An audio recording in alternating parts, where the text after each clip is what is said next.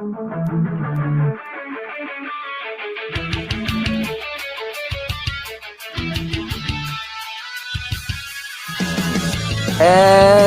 everybody, and welcome back to Teens Talk Movies. I'm your host, as always, Trevor, and with me, as always, is Thomas. Thomas, how you doing? I am doing good. We've got a movie review, Mitchell's vs. Machine, which I'm looking forward to. And although it may seem like a while ago, we are going to be recapping the Oscars for you Can today. you believe that was a week ago? Yeah, it feels like so much longer, but yeah. It feels like 2 or 3 weeks. That's insane. Yeah. Atticus is not able to make it again. Like we said last week, he's sorting out some stuff with a family thing that happened. So, again, best of wishes to Atticus, and we'll be excited to get him back very, very soon, hopefully. But, yeah, the Oscars happened a week ago. I think I won slightly on predictions. I think I got 18 and Thomas got 16. Yeah, that is correct. I disappointed myself really with my predictions. Some of them I just got wrong, but it happened. It happened. The Father. Yes. Man, I'm so happy. That The Father just got recognized. And we'll obviously talk about the whole Chadwick Boseman situation. Which will be a discussion. That will be certainly, yeah. Also, Citizen Kane lost his perfect score in Rotten Tomatoes, which puts Paddington 2 as the number one film in Rotten Tomatoes. So we'll talk about which one we think is better. Crazy week, as well as a bunch of trailers. So let's get started. A John Wick prequel TV show is in development. Each episode is going to be 90 minutes long, and it's going to focus on the Continental and young Winston. So do you need this? Honestly, more John Wick, the better. I enjoy the second and the third film, definitely. The first film, a little more mixed on, but yeah, more John Wick, the better. And I've heard speculation about them making a spin-off with Continental for about since the first one was released. So, but this feels like it's more solidified now. Definitely looking forward to it because, as I say, the more John Wick, the better. Yeah, so I've only seen the first John Wick film. I haven't seen either of the sequels. And like you said, I'm a bit mixed on the first one. So I still do need to see the second and third films. I think that this could be fun. Was I clamoring for this? No. It kind of okay, so this is a weird comparison, but this kind of feels like Pennyworth to me. The spin-off TV show about young Alfred. It was like I want to say like a show on the Sci-Fi Network. It was just like a Batman prequel show about young Alfred. And yeah, I don't know. Like, I don't know if I need the prequel show about like the old guy who doesn't do anything in the movies, but back when he like did stuff. Will I watch it? Yeah.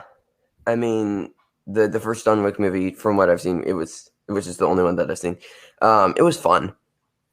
I did not enjoy it. But yeah, like, and it's also interesting, like, will this just be an action movie? Will it be about the start of the Continental or an action series? I mean, because they could just go another direction and make it like a drama about starting the continent. Like, we don't know. I mean, I assume they're going for an action one. Although I'd assume as well. They could take in a different direction, which would be strange, but could be fun as well. Also, the 90-minute episodes kind of have me worried. Like, that's almost writing a feature film every single episode. So are we going to get like a Sherlock type show where it's like 4 episodes a season? Yeah, I have a feeling it might be more anthology based. So obviously there probably will be a through line connecting them, but more individual events, I'd say, is probably the more likely route they're going with this. Which I think makes sense. What's the production company of the John Wick movies?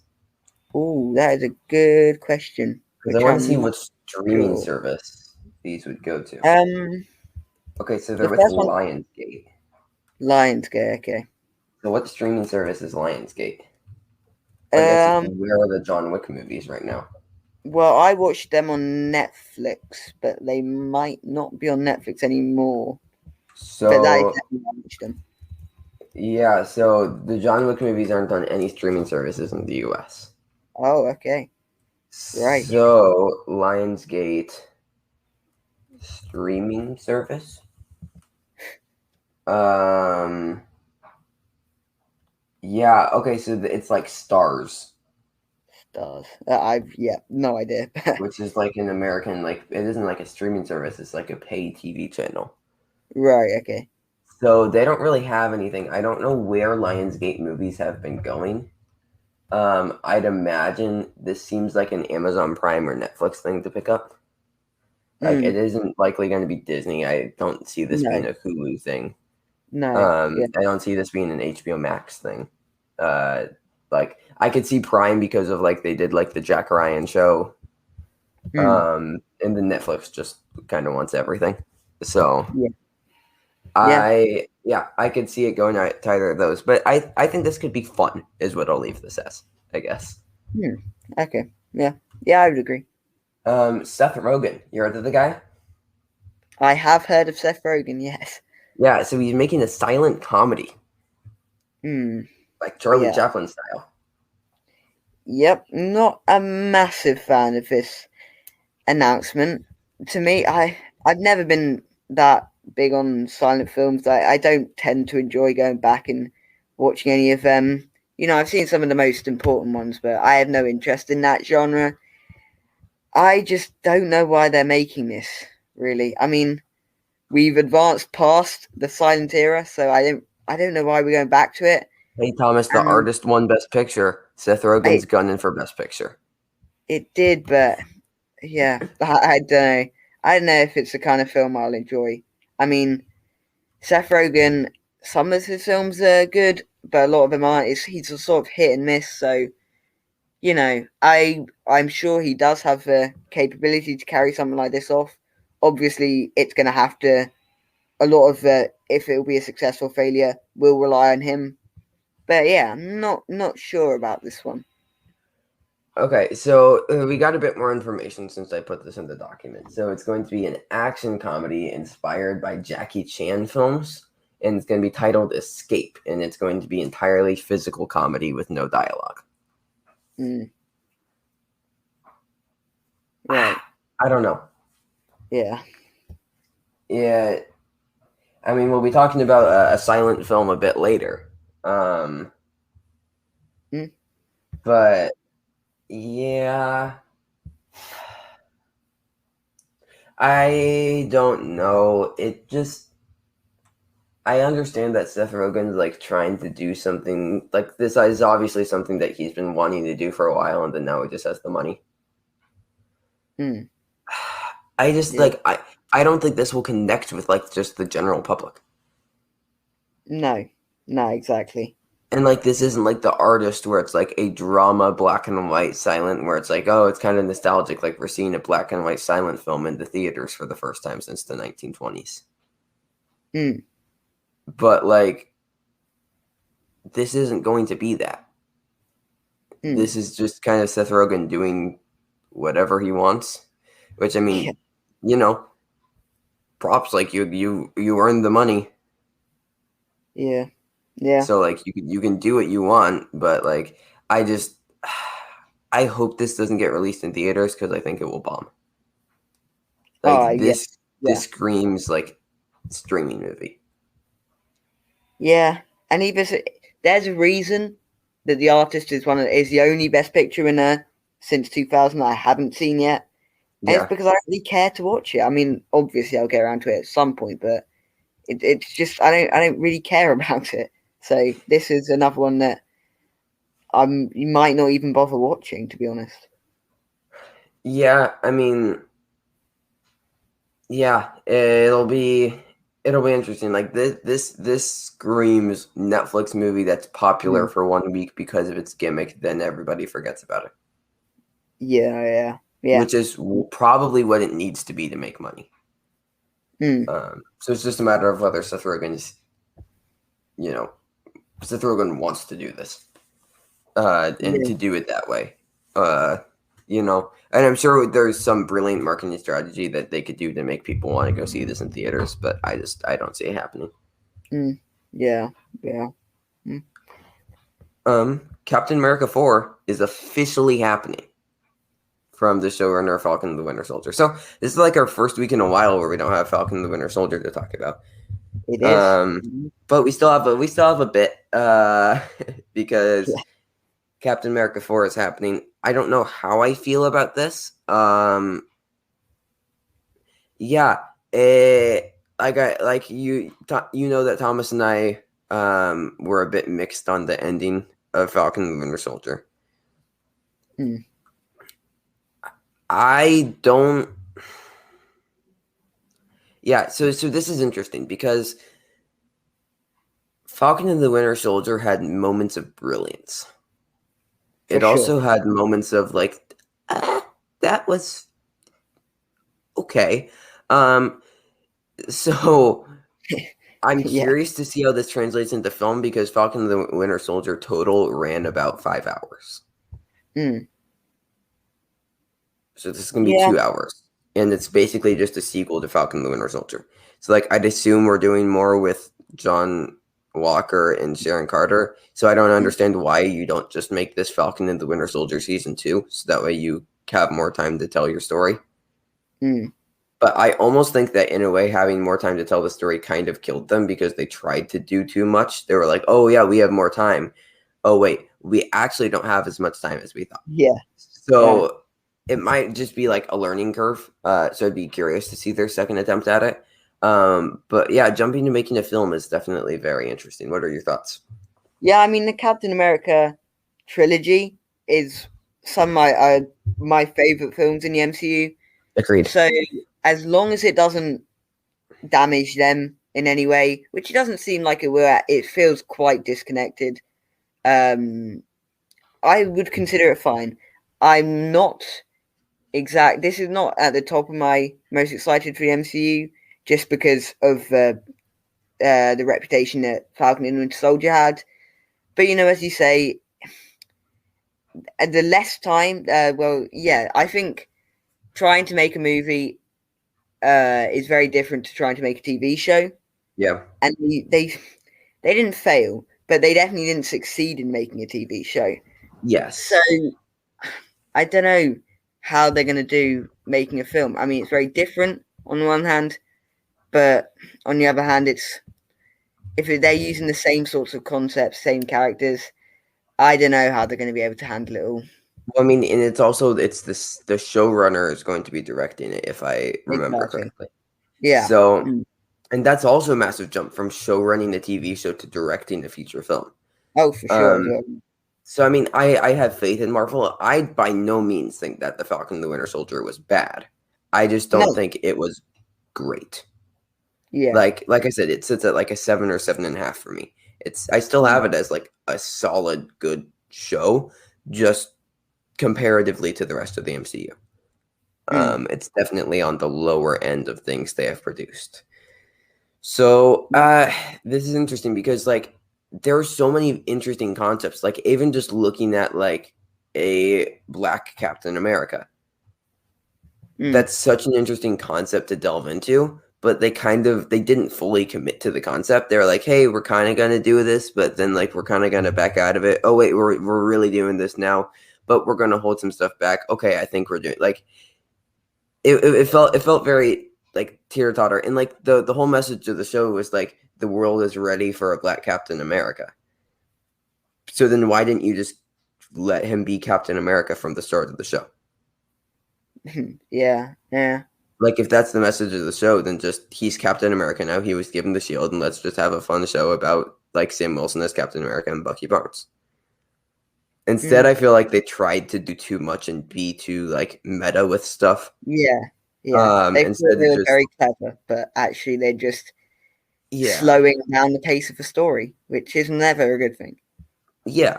I mean, like I said, he got the shield. He's Captain America now. Like your whole message is the world's ready for Black Captain America. Okay. So then he's just Captain America and let's move on. Yeah, I mean, I think And it like would be I think they needed to touch on it a bit, But Yeah, for a whole 6-episode series, I don't think they needed to go that in depth with it. yeah, and like I said, they never fully committed was the weird thing. Mm. Like whenever they started building up steam, like with like the or what's the dude the old guy, I can't remember his name.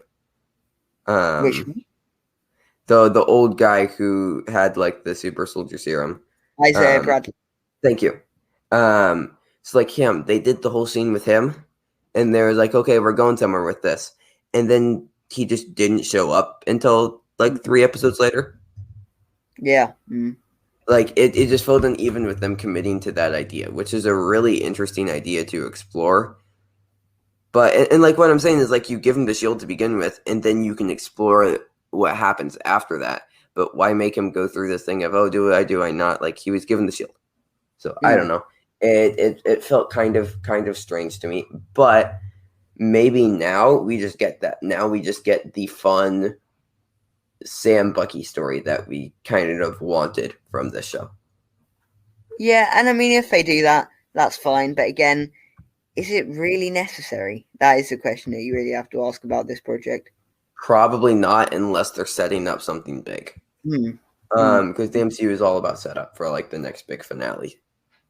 Mm. So like I could see them with like Contessa Val, like her becoming Madam Hydra, and then we get like the resurgence of Hydra. Yeah. And then maybe bringing an AIM through that, which we've been hinted at. So there's a lot of ways they could go with it. I mean, we could have Steve Rogers taking over Shield potentially. We could. Like, there's I a mean, lot of things that they could do. yeah. So yeah. Thomas, they're making a remake of Another Round, Best International Feature winner, Another Round, with Leonardo DiCaprio starring.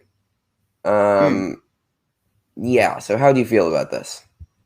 Well, my first impression was this is quite soon to Yeah. be remaking a film that just won best international feature last year.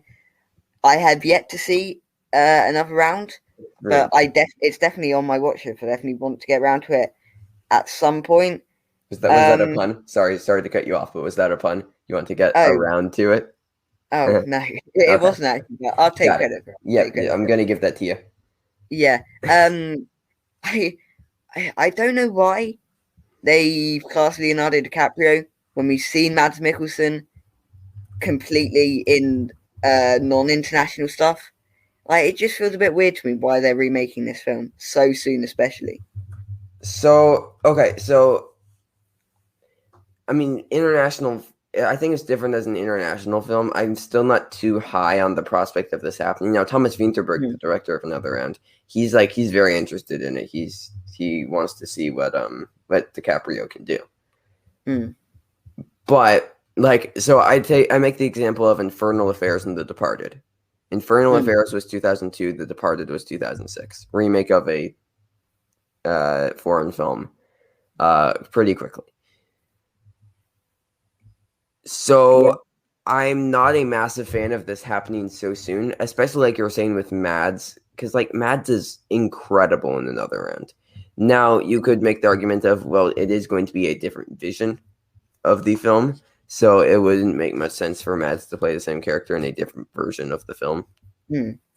So I could see DiCaprio, but what really annoys me is DiCaprio will do this. The movie will probably be pretty good, and then DiCaprio will get an Oscar nomination, which can just make me even more mad that Mads Mikkelsen didn't get one. Yeah.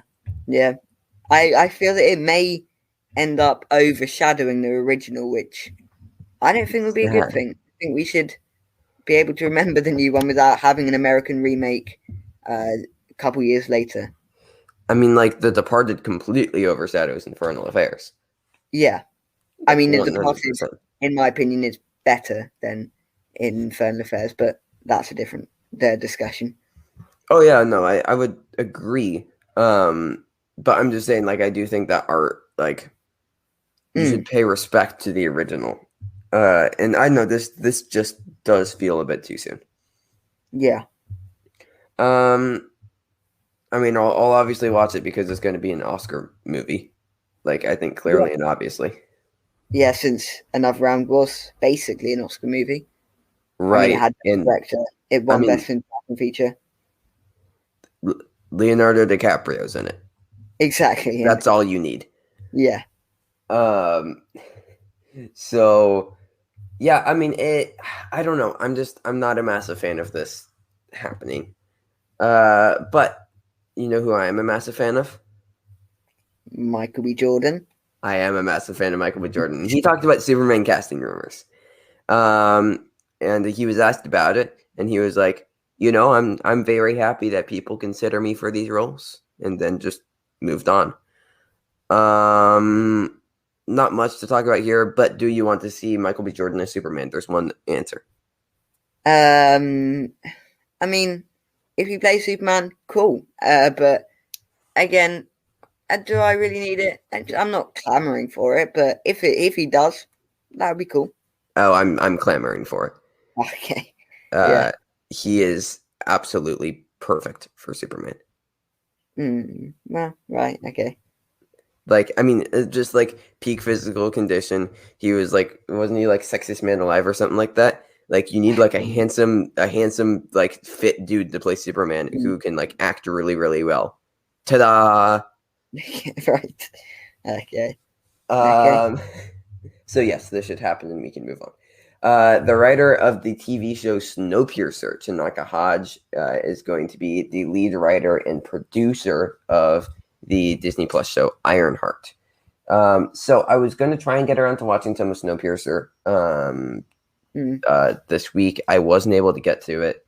I rewatched Citizen Kane instead. So I can't speak too much. So Snowpiercer is the only thing she's done before, which is another comic book property.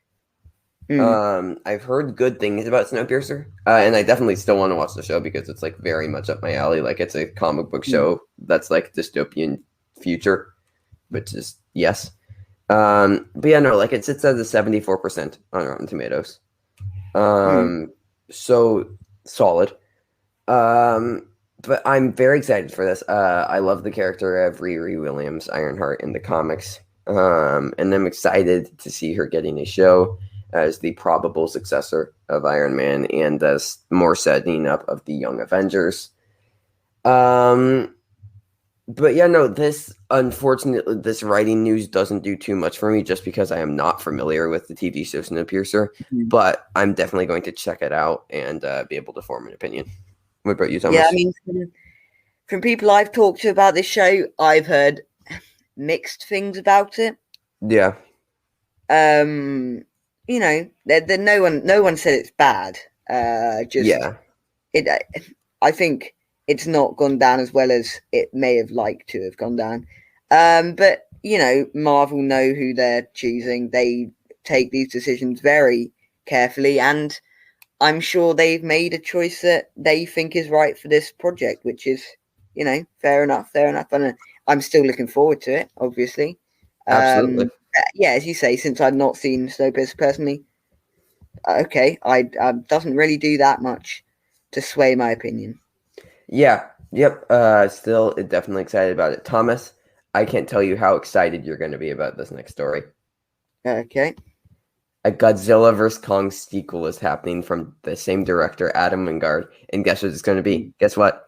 Son of Kong. It's going to be about King Kong's little kid.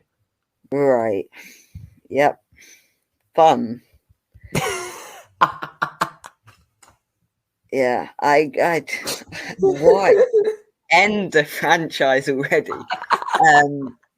I mean, the only thing that is even slightly good about this is Adam Wingard is directing. He's a decent director. I think the fight scenes in Godzilla vs. Kong is one of the only redeeming factors of that film, of which there are not many. And yeah, Maybe so much. It's really fun. It's really not. It was a slog to get through. And yeah, I'm not really excited for this. And I mean, if they want to make it cool, I mean, Godzilla vs. Kong has made a lot of money. So, you know, 400 mil. while you can. Yeah. Probably would have made $1 billion in a normal year, to be honest. Maybe. Um, yeah, so I'm excited about this. I over like the past month, I leading up to Godzilla vs Kong, I watched all of the MonsterVerse and kind of fell in love with it. So yes, more please, all of it. Less, please, thank you. They're fun. They aren't trying to be good, like fantastic films. They're just like fun, and the monsters punch each other. Like I can get behind that kind of movie, like Mortal Kombat. That's like I don't enjoy over the top action, like and like where it's just like oh they're punching people's heads off and whatever. Like that's like but like I'll watch two monsters fight each other. That sounds fun. I mean, the problem is if they could just upload 10-minute videos to YouTube of the monsters fighting, that would be fine. The fact that they have to make them into hour and a half, hour 40 minutes movies, that's where it goes off the rails. All right, want to know something else that's kind of gone off the rails? What? Lucasfilm confirmed that Luke's hand was used to create Snoke. Yeah. Remember how that was like a rumor for a little bit, and people were like, "Ha, that's stupid." Yeah. No, it's real. Yeah, I used to believe Mace Windu was Snoke, but we won't go into that one. That was back in the day when I used to watch weird theory videos. But yeah, I mean, okay. It doesn't do much to change the series. It's just we still exist. Publicity. Is basically what Lucasfilm are trying to do here. Yes, yep, we still exist, and we're saying cool things that are going to make people angry. Yeah. Haha. This is a similar thing that I remember J.K. Rowling did with the Harry Potter series. She just adds in random details that don't affect the story at all, and it's just there. This feels like one of those situations as well. Yeah, and like Pottermore, she'd make like a weekly update. Hey guys, did you know that this means this? Whoa, mind blown, right? Yeah. Like, okay, Yeah. appreciate it, JK. See, that actually really works because I'm saying like appreciate it. JK is referring to her, but also like just kidding. Okay. See, that's called a joke right there. Yeah, that I just had to very explain. smooth. Very smooth.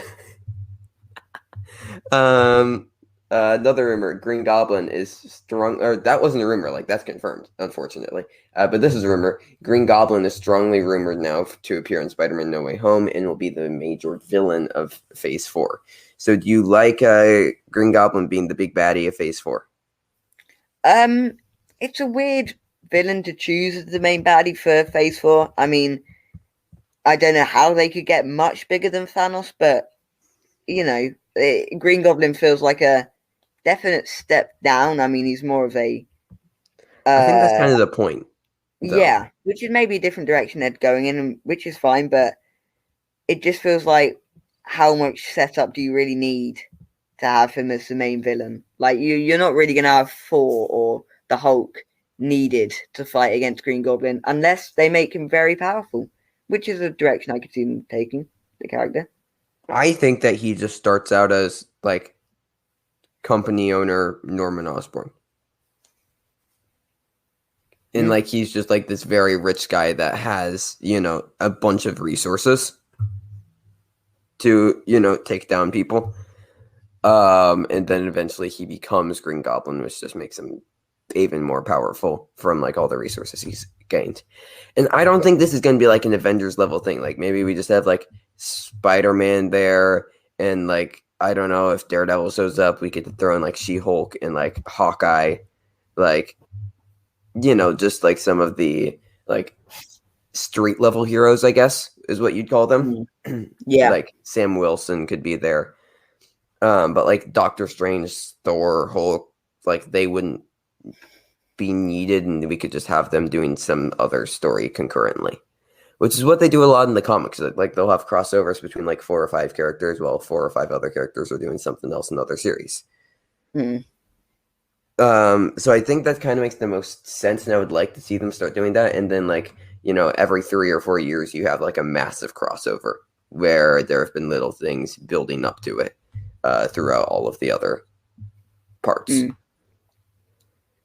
I think that makes the most sense, and that's kind of what I would like to see him. So not maybe as the main villain of Phase 4, but just as like a mini crossover villain of Phase 4. Yeah, I could see that. I could see that as a direction they'd take in. Yeah. So Gemma Chan is going to be the lead character in Eternals. It's been confirmed. So we already knew that she was going to be in the film, but she's going to be the main character. And Kevin Feige predicts it will win Best Picture.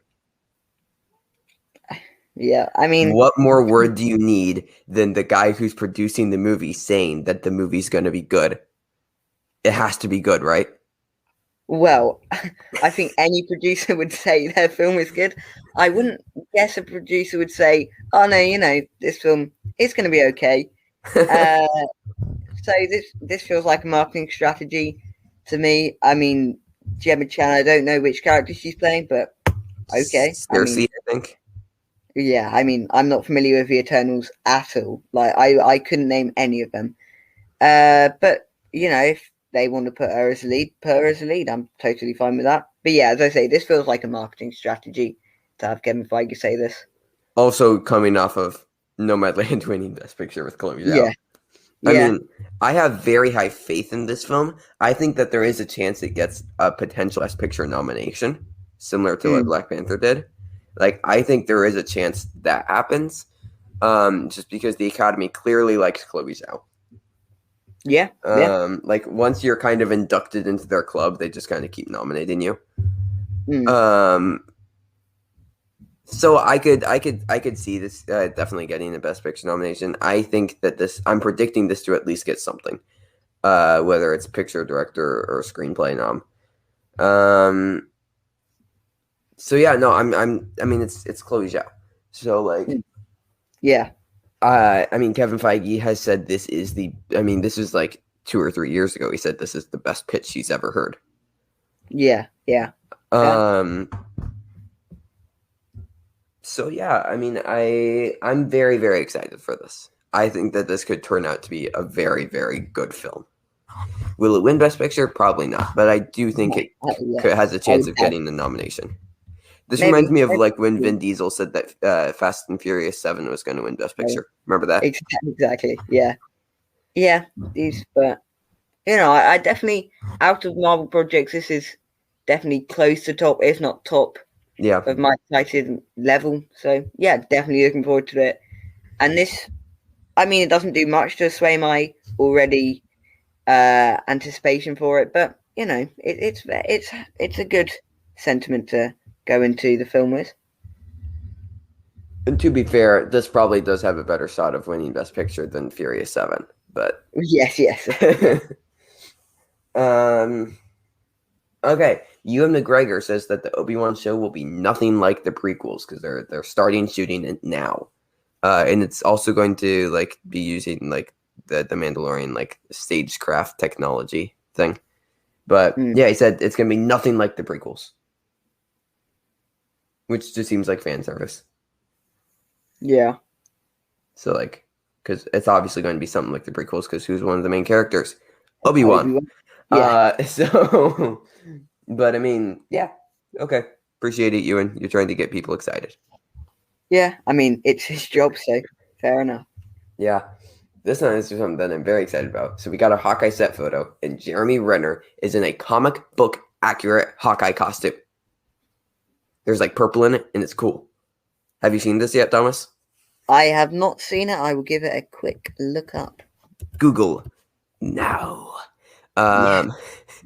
No, this looks absolutely incredible. It looks so sleek. Very, very excited that we're getting this costume and like Kate Bishop as well. Like we're literally just getting the Matt Fraction David Aja comic run, which is what got me into comic books and Marvel.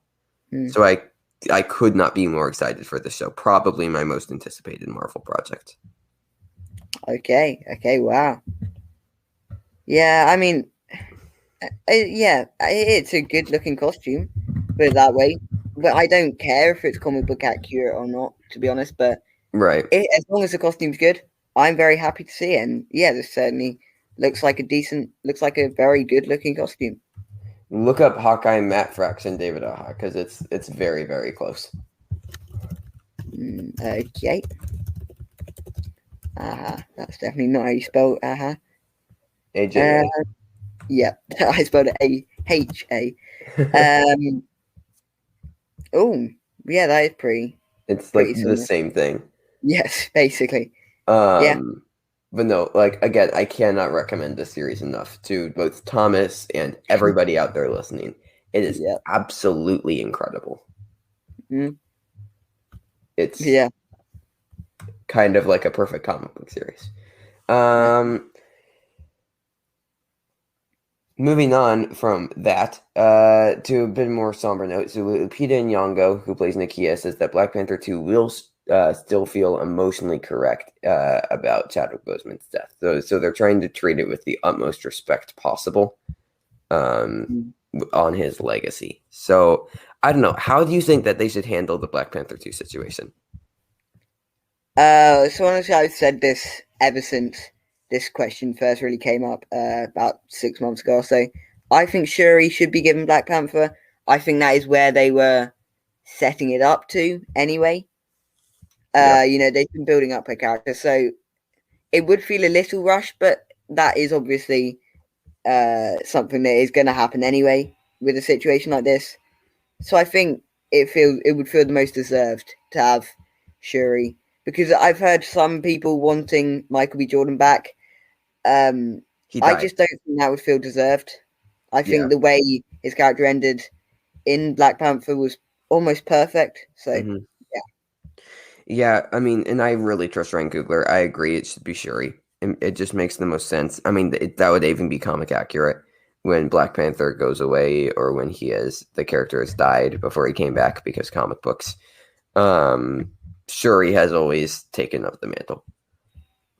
hmm, So it just simply makes sense. Um, I would love I don't know. I would love to see the character T'Challa return, but literally nobody else would feel right aside from Chadwick. yeah, yeah, So yeah, so I'm absolutely fine with it being Shuri. I think it does just simply make the most sense. Like I also said, I completely trust Ryan Coogler. I mean, he was like incredible on Black Panther. And I have no reason to believe he won't put out another incredible film with Black Panther 2. mm, yeah. All right. Noah Centennial. Is that how you say his name? I Centennial? have no idea. We'll go Your with guess that. is good as mine. So he was supposed to play He-Man in the new Masters of the Universe movie. He's not anymore. Thomas, were you aware a Masters of the Universe movie existed? I can't say I was. No, no, I can't say I was. This is a franchise I've only barely heard about, and I had no connection to it whatsoever. It feels very 80s, like 90s, that sort of era. So, but well before my time. And I don't really care about this project. Yeah. Agreed. I mean, the, yeah. So I don't know. They've been trying to make this movie for a while, and they were like, okay, we finally have a cast. I think we're finally going to make this, and then their lead leaves. I just don't think this movie's ever going to happen. Now, what you No, should do is if you're going to recast, Chris Hemsworth was born to play this role. Uh, like look up a picture of He-Man. It's literally just Chris Hemsworth in an action figure. But right. With long blonde hair. yes, so yeah, I mean, so the 1987 film is absolute garbage. Um, and like they do a thing where like they get stranded.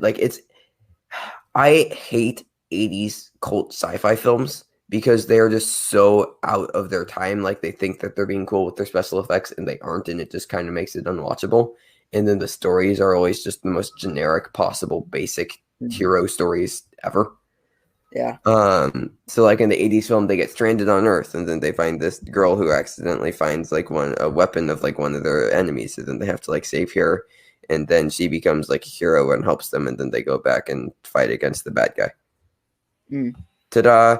That movie's happened 500 times before.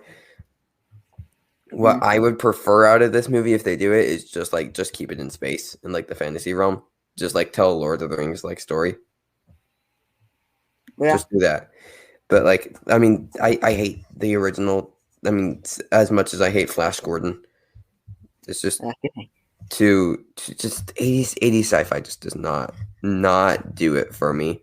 Like the cult site, like Empire Strikes Back and Return of the Jedi, I love, but I wouldn't consider those movies sci-fi. I just think they're fantasy or No, action movies in space. yeah. Like all those films like Dune, the original, they're just Yeah, bad. yeah, yeah. So I mean, and we're seeing a lot of them get remakes. I mean, Flash Gordon's still supposed to get a remake as well. I just I do think that they would work better. Like for instance, Mortal Kombat. It works better than the 90s film. Absolutely. Just because the visual effects in their budget, they're able to do a bit more. But it doesn't change the fact that just like the story and the concept is just like if they would have had the budget to do if they would have had the budget of this Mortal Kombat and the like technical abilities to make it like this, and it was Mm, still the 90s, it would go down as like, an amazing film because like the story is just so I feel like locked in the 90s. It doesn't work today, I don't think. okay. All right. With just a lot of the stuff. And like with the 80s for these movies. So, yeah, I mean, cast Chris Hemsworth and maybe it would be interesting. Mm, As you maybe. can tell, I'm very excited about this. David Cronenberg has announced his new film, his first since 2014, Crimes of the Future, and it will star Viggo Mortensen and Kristen Stewart. So he has done a film called Crimes of the Future in the past. It was his second movie ever, released all the way back in 1970. We don't know for sure whether this is going to be a remake of that film. Mm, It has not been confirmed either way. But we both watched the original Crimes of the Future from 1970. we did. We did. Um, and it's a movie. A very, very weird movie, but I texted Thomas like after I watched it, like I've never been more simultaneously bored and fascinated at the same time. mm, mm. Because the movie has no dialogue, it has no sound aside from like voiceover and sound effects that were done afterwards. Because the camera he was shooting on just didn't have a sound recording capability. Mm. Um, like it's very like ultra indie. None of the actors are like actual actors.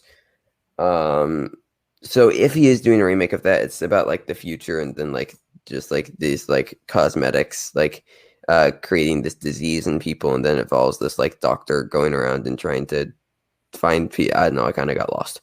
Yeah. It was interesting. I mean, I enjoy dystopian future stuff, so it was definitely interesting. It didn't work that well. No. So yeah, I mean, it's such a strange. It's just such a strange movie. So it'll be interesting to see it get remade, I guess potentially. Mm. If that is what he's doing with, a, an actual sound recording camera. Yeah. Um and with actual actors, Viggo Mortensen and Kristen Stewart. He's obviously worked pretty frequently with Viggo Mortensen. Mm. Um Namely, History of Violence among others. But yeah, I mean, would you like to see it be a modern remake of the original Crimes of the Future, or just have him do something else? Honestly, I'd rather you just did something else. I think the concept as a whole was just so weird and so out there that even with modern technology and stuff like that, I still don't know how well it would work. Um, so I'd probably rather see him tackle something different. Having said that, if he does just remake it, I'm sure with modern technology it would be somewhat better. Just whether it will be good enough for a modern cinema climate. But yeah, I'd rather see him just make a different film using the same sort of concept of just a crime that is in the future, I guess. Yeah, yeah. I mean, it would also likely be a full-length feature rather than just an hour film, which is what the original Crimes of the Future was. So Yeah, more time yeah, to explain everything. Like weird, crazy stuff, like that's what David Cronenberg does. So I wouldn't be surprised if he just remakes his weird experimental sci-fi film. Uh, Mm. so yeah, uh, I am excited for this though. I mean, even with just the cast of Viggo Mortensen, Kristen Stewart, David Cronenberg is definitely he's a very creative filmmaker, is what I'll Yeah. say. Yeah. So I'm curious to see what he produces next. But Thomas, we alluded to it a bit earlier, but something weird happened with Rotten Tomatoes. Um, Citizen Kane lost its perfect score to a random film review from the 1940s of this film critic saying like, didn't like it that much. It was a newspaper critic. But Mm. Rotten, and it wasn't just this review. Rotten Tomatoes has been adding a bunch of old reviews so that way they can kind of have like a complete archive of like what are today considered qualifying newspapers. Mm. That they count all of their reviews for new films. They went back through those newspapers' archives and added all of their previous reviews of all previous films.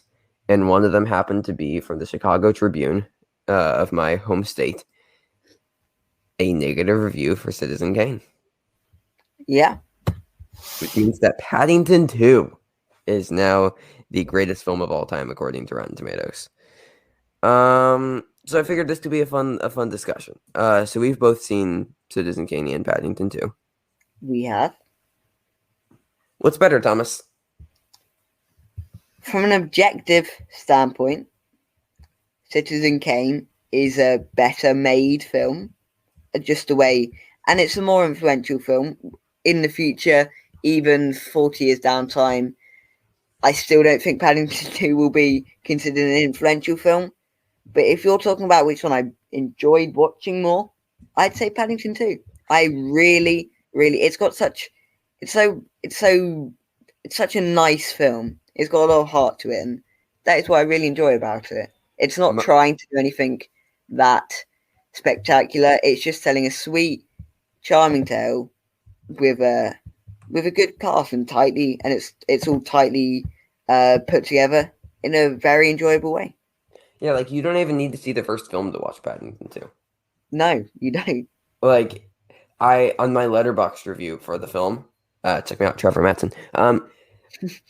Subtle plug. So subtle.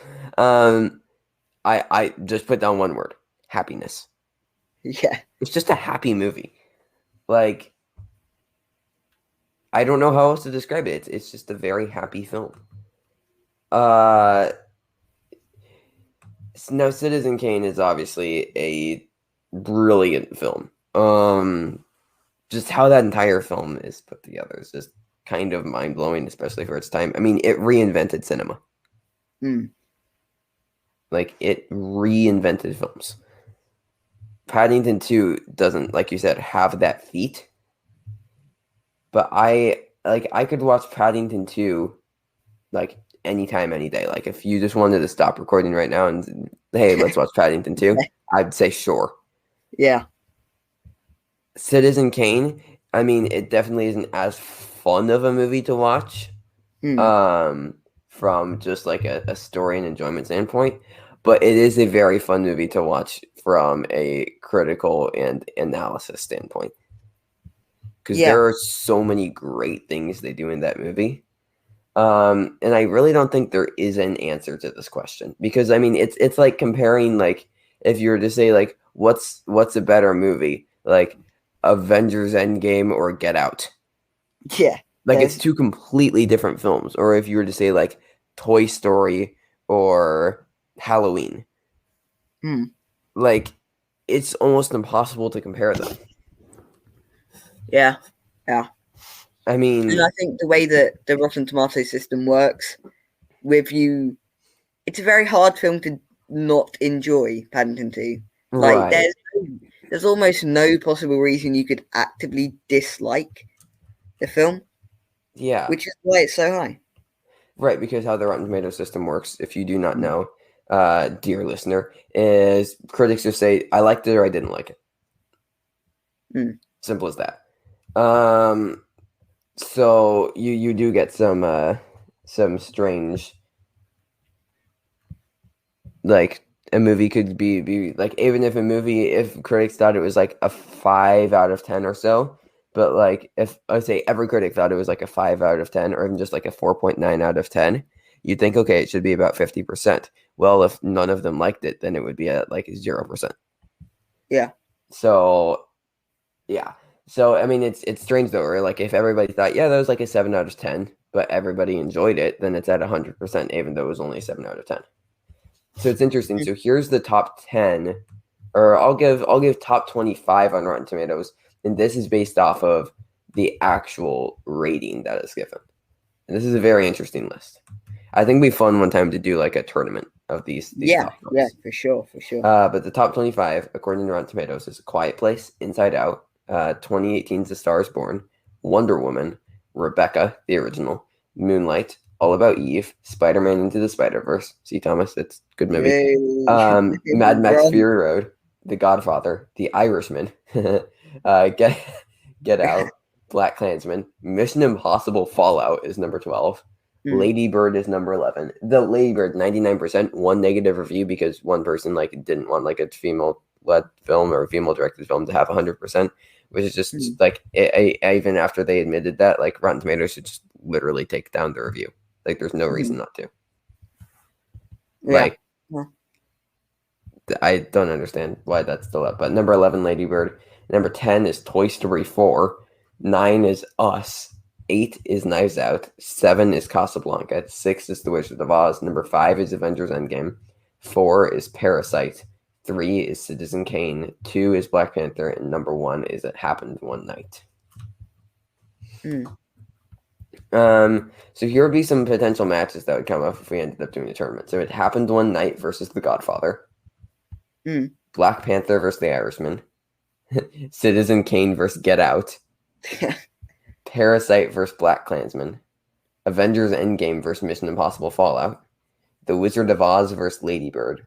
Casablanca versus Toy Story 4. And Knives Out versus Us. Wow. So it could have some interesting matchups, and that's just if we did the top 16. I don't know if we want to do it off the Rotten Tomatoes list or the IMDb list. Rotten Tomatoes, I think, would be more interesting because you get some like more blockbuster films thrown in there.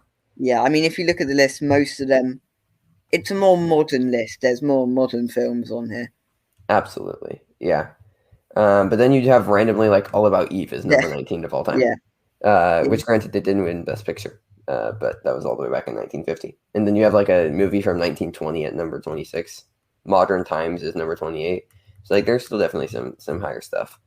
But yeah, no, I really don't think there's an objective way to answer it because it really depends on what the qualifiers are for like when talking about Citizen Kane and Paddington too. So, but if you had to pick a film just going off of the like what's your personal favorite or what you think is the best, what would you go as? Well, we'll say our answers on 3. Ready? Yeah. 3, 2, 1. Paddington 2. Yeah. Honestly, Paddington 2 does have kind of a brilliant script. Yeah. It has more like nothing is wasted. I compare it to Back to the Future and like nothing is wasted. Everything that's set up has a payoff. Like the yoga classes that he takes comes in handy on the train. The people leaving the prison, well, they go into the waters. Like there's like in the airplane. Like nothing is wasted. Everything in that movie is set up for something later. Also, Hugh Grant is a wonderful villain. Why did Paddington 2 not get any Oscar nominations? I don't know. Like, that's bizarre. Like it got some BAFTAs, some nominations. It was nominated for Best British Film. Hugh Grant got Supporting Actor, rightfully so. Yeah. And then I believe it also got Adapted Screenplay. Maybe, yeah. Which, like, even if you just translate that over to the Oscars, I know Best British Film isn't the BAFTA's best, like, picture. But even if Paddington 2 didn't get any wins, getting a Best Picture nomination, an Adapted Screenplay nomination, and Hugh Grant for Supporting Actor, I would have loved to see. Yeah. Like, that would have just, like, why not?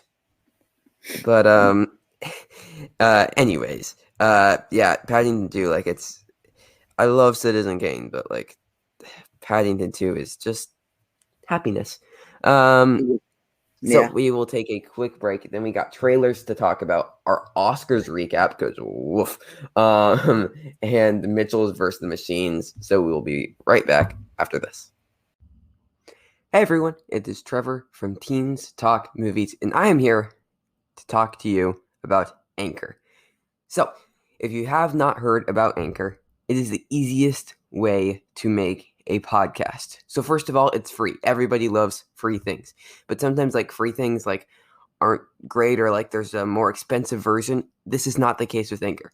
It gives you everything you need. You have creation tools, you can record your show, you can edit your show right from like a phone or a computer. There's literally no restrictions. And also, Anchor will distribute your podcast for you. So you don't have to do anything. You record, you press publish, and Anchor does the rest. Your podcast will be on Spotify, Apple Podcasts, Google Podcasts, so much more. It's really amazing. I use Anchor all the time. I'm using it right now. It has literally been my livelihood throughout the pandemic. I use it almost every day to record different podcasts or edit shows. It's really amazing.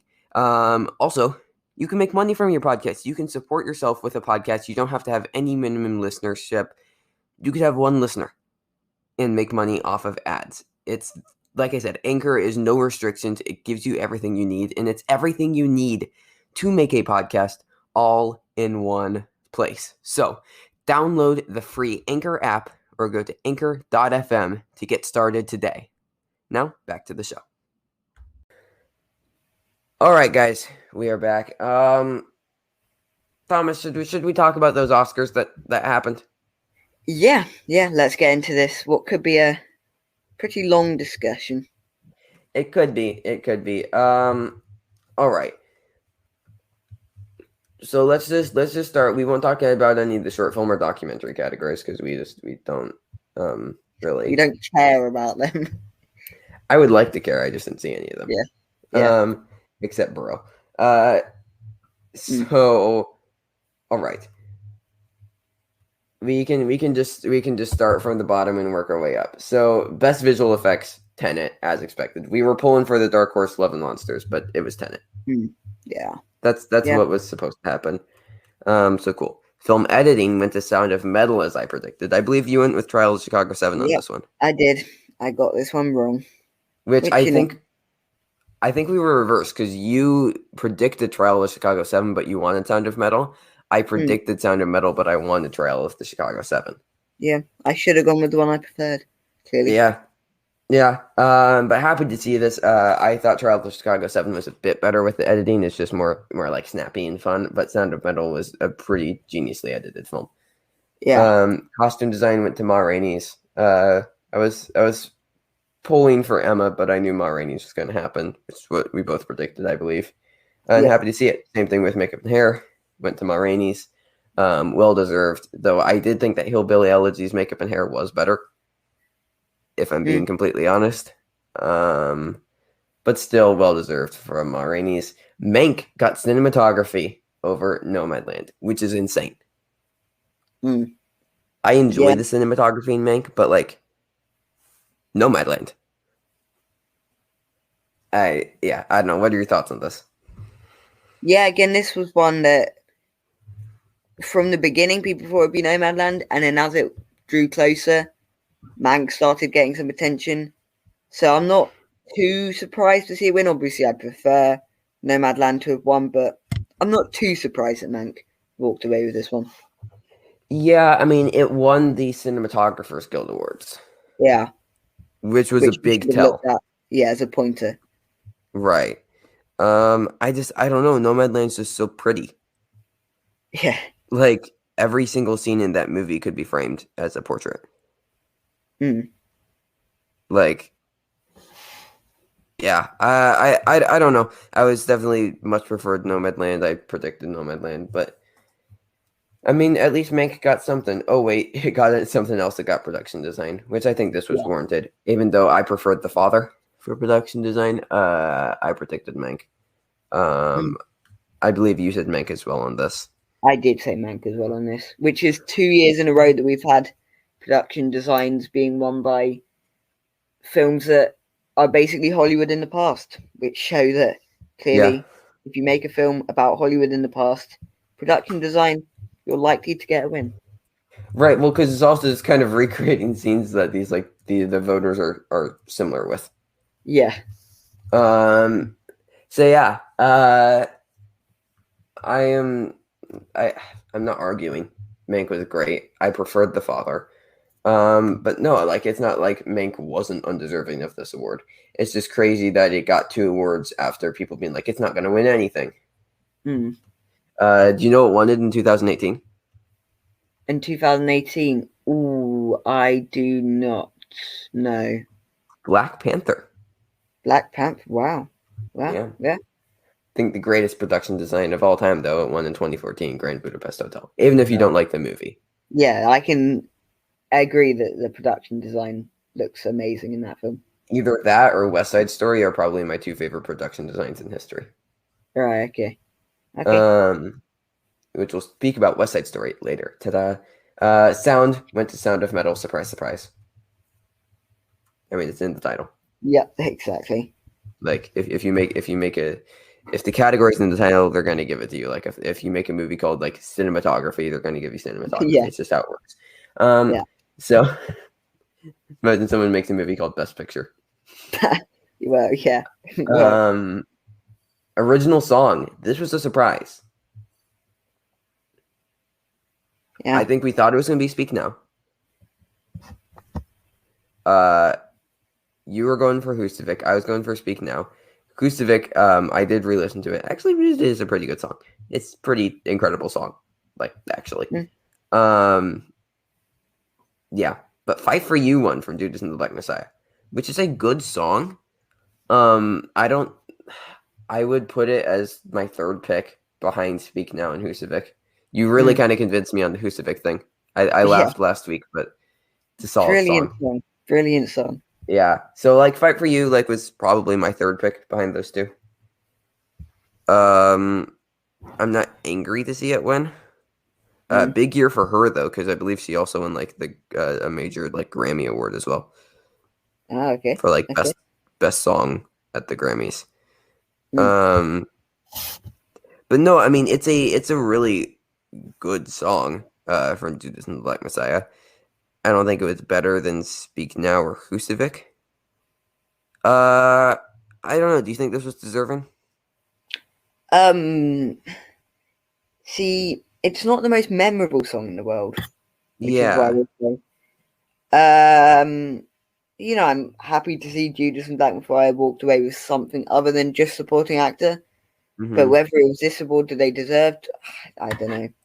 I thought both the other two songs that you mentioned were more deserving. Although Husavik obviously wasn't going to win, but I think I had a shot. I think I had a shot. yeah. Well, I mean, who really wanted to watch Eurovision that one? So Right, but like yeah, all you have to do is listen to the song. yeah, which is true. Which is true. Um, but yeah, I mean, Speak Now and Husavik have been like those are the 2 songs that are like stuck in my head and like are on Spotify playlists and stuff. Mm. Fight for You is not. I thought it was a decent song, decent to good song. But like you said, it just isn't very memorable, and it also doesn't play a massive part into the film. No, yeah. Whereas Like One More Miami, Speak Now, that is a major part as of well the as film. Husavik. And yeah. Whereas like Hear My Voice and Fight for You were not major parts of the film. I have not seen Life Ahead, so I cannot speak on Lucy. But yeah, no, Speak Now and Husavik just felt like better choices. But like you said, I'm happy to see Judas and the Black Messiah get more love. Yeah. I'm not too angry about this. Original score, Soul. Like, Yep. yeah, Fair enough. that's what else were we expecting? Nothing, because it's just simply Soul. It's a great score. I preferred Minari, but like Soul is great. Was this your favorite of the year? Pardon? Was Soul your favorite of the year? So my favorite of the year. Out of the scores, yeah, I would say it's probably the best score. I would agree with that one. There you go. Yeah. And yeah, I totally see why it won. Like I said, preferred Minari, but definitely Yeah, because very, the very good. score is such an integral part to that film. Yeah, yeah, for sure. International feature went to another round. The only one of the international features I've seen. Yeah. And it's a phenomenal film. So happy to see it win. Um, yeah, I mean, also Thomas Vinterberg's speech was very moving. Uh, were you able to actually watch the Oscars? I skipped out on a lot of them. I did watch the like acceptance speeches from the main awards, but I did not see Thomas Vinterberg's one. No. Okay. He just spoke about his daughter and how she died right as they begun production of the film. Oh, okay. Was just dedicating them to her. So it Yeah. was a nice speech. Also, they didn't play anybody off this year because they were worried that the awards would be too short, so they just kind of let people talk for as long as they wanted, Oh, okay. Fair enough. which would have been very scary last year with Joaquin Phoenix. Yeah. Yeah. Um, like odds are that he was drunk last year, right? Yeah, I would say that is pretty safe to assume. Got it. Animated feature went to Soul again. No surprise. Yeah. Again, secretly rooting for Onward, but Yeah, fair play. At least the Pixar film won, yeah, because I love Pixar. So yep. Out of the main 8 awards, I got 6 of 8. As far as predictions, as far as what I wanted, I was 6 of 8 as well, I believe. Because I didn't get picture and actress for what I wanted, and I didn't get actor or actress for prediction. yeah. I think I would have gone maybe 5 of 8, maybe something like that. I'm not Yeah, sure. I got a couple wrong though, definitely. yeah. So adapted screenplay went to The Father over Nomadland. This is the second award that was given out. So happy that The Father won. I love Nomadland, but the Father is absolutely incredible. Yeah, Like, I was gonna change my pick to the father as well. Like you yeah. mentioned, and wanting to spread out the love. I agreed with that point. I was gonna change it, but then just didn't in the end. I mean, Nomadland was very, very strong. Yeah. It only won, spoilers, picture, director, and actress, Mm. which is crazy. I mean, it won 3 awards, and it was just 3 of the major ones. Which is kind of crazy that I didn't get anything else because when it started, it lost adapted screenplay, then it lost cinematography. I was starting to think, oh, maybe Nomadland's in trouble. Maybe the Academy didn't like it as much as we thought. Yeah.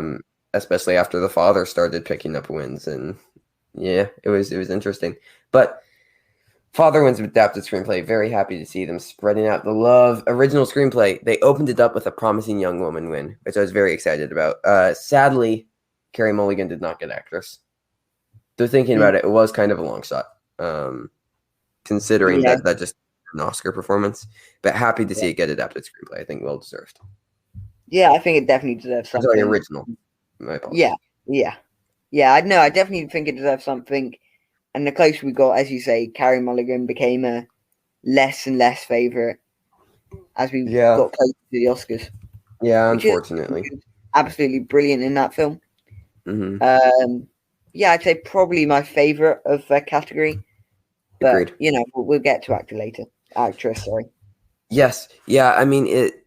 Yeah. Like I said, we'll get to it later. Best supporting actress, Yoon Jung from Minari. So happy. So happy. She gave the best acceptance speech. Yeah, I did hear this speech. I want to know what Brad Pitt smelled like. It's the only reason I'm here. If you guys have not listened to the rest of her acceptance speeches throughout award season, she's hilarious. Mm. She's incredibly funny. So very happy to see her win. I mean, she was fantastic in Minari. You haven't seen Minari, right? I have not seen Minari and The Father, the two that I'm yet to see. Got it. Yeah. Two of my top 3. Both are obviously incredible films. But yeah, no, she's fantastic in Minari. She was my pick and my prediction. So very happy to see her win. I believe you picked Amanda Seyfried, but just because you haven't seen The Father of Minari, Yeah. correct? Yeah. But we both predicted Yoon Jung. Supporting actor, not a surprise, Daniel Kaluuya swept. Also hilarious Yeah. acceptance speech. But yeah, no, this wasn't a surprise. He's great in the movie. Yeah. We can. I mean, there's not much else to say. No, exactly. This race was done pretty much in January. So let's do it how the Academy did it and do director and picture before we do actor and actress. How's that sound? That sounds like a bad idea. Well, we're gonna do it, Yeah. and we'll obviously talk a bit. We're just talking about the awards right now. We'll talk a bit more about the show afterwards because the production was. Steven Soderbergh should never do another Oscars. So director and picture Chloe Zhao and for Nomadland and Nomadland. This is what was supposed to happen. Yeah. It happened. Very deserving. I thought Chloe Zhao was the best director of the year. I did think that The Father was the best picture of the year. But I'm not at all angry that Nomadland won. No, yeah. Definitely my favorite of the ones I've seen so far. So then we got actor and actress. So actress, they give to Frances McDormand for Nomadland. Her third Oscar. She's entering GOAT territory now. Yeah. Can you name what her other two Oscars are? That is 3 Billboards and Fargo. I do know that fact. That is correct. Yeah, 3 Billboards outside Ebbing, Missouri, if you'd like to be specific. But yes, that's correct. But yeah, no, like she's entering GOAT territory. Like she has the same amount as Meryl Streep. And I mean, this one was completely deserved. She was brilliant in that. She really felt like a real character among people who were actually just playing themselves. So she definitely deserved the Oscar. And maybe the fact that two people can't win in previously, the fact that two people can't win in very close together, that may not be a thing anymore. Yeah, well, and honestly, that was really the only argument against Frances McDormand. She's already won, and she won 4 years ago. That was, or 3 years ago. Like, that was legitimately the only argument people had about, well, maybe she won't win. Like, other than that, there's no other strong arguments of why Frances McDormand shouldn't win. And, like, they're just, and as we see with actor, they don't care about, like, you know, if it's your last performance or whatever. It's they're just giving it to the best performance of the year. Yeah. And what they deemed the best performance of the year. And while I disagree on actors, I think it was Carey Mulligan. This is absolutely deserving. And yeah, no, they're just they don't care about like Oscars politics. It's just the best. Yeah, which is a good thing. Which is a good thing, definitely. Absolutely. So let's get into actor without getting into all the stuff surrounding what happened. Yeah. Anthony Hopkins wins for The Father over Chadwick Boseman. This was my personal pick. I still thought that Chadwick was going to win. But Anthony Hopkins, absolutely incredible in The Father. Like, easily the best performance of the last decade. Probably the best performance I've ever seen in my life. Yeah. Okay. I'm very excited to see him in it, and I'm sure this was deserving. It's just about how this award was given out that there's a few controversial issues about, which we'll get into. Yeah. So Anthony Hopkins, great, very deserving. His acceptance speech, which they didn't let him do, which again we'll get more into it, but he was very surprised and gracious. And you know, just talked about honestly just how great Chadwick Boseman was in Ma Rainey's because he's also fantastic. Like I've never been rooting for a tie harder than this. Even though Anthony Hopkins was my favorite, I would love to see Chadwick at the moment. But Thomas, should I tell the people what happened at the Oscars? Yeah, go for it. Even though all of the internet knows. Yeah, so probably this will be like the first time in a while the Oscars don't get a Primetime Emmy nomination.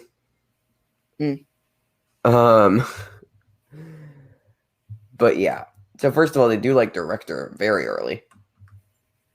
Yeah, which is funny if you want to space out the big awards.